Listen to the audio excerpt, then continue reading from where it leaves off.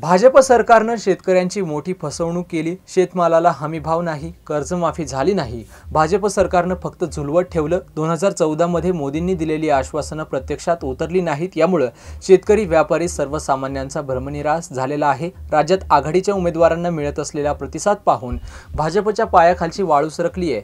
जगतापांना संपूर्ण मतदारसंघात चांगला पाठिंबा मिळत असून या तालुक्यानंही मताधिक्य द्यावं असं आवाहन शरद पवार यांनी केलंय। शेवगाव इथं राष्ट्रवादी काँग्रेस आघाडी, जनशक्ती आघाडी आणि मित्र पक्षाचे उमेदवार संग्राम जगताप यांच्या प्रचारार्थ पदयात्रेचं आयोजन करण्यात आलं होतं। यावेळी झालेल्या बैठकीमध्ये पवार बोलत होते।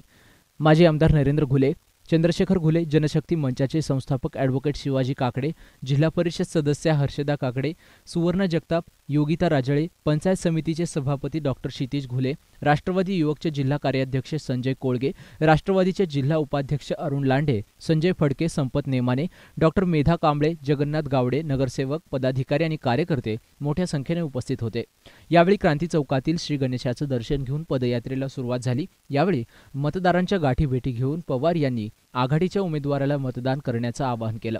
आंबेडकर चौक, क्रांती चौक, शिवाजी चौक, खालसी वेस, नाईकवाडी मोहल्ला, जैन गल्ली, मोची गल्ली, आंबेडकर चौकापर्यंत पदयात्रा काढण्यात आली। यावेळी छत्रपती शिवाजी महाराज, डॉक्टर बाबासाहेब आंबेडकर, गाडगे महाराजांच्या पुतळ्याला पवार यांनी पुष्पहार घातले। पवार यांचा शहरात ठिकठिकाणी ग्रामस्थांनी सत्कार केला। या रॅलीला शहरातून उत्स्फूर्त प्रतिसाद मिळाला। प्रतिनिधी संदीप देहाद्राय, शेवगाव।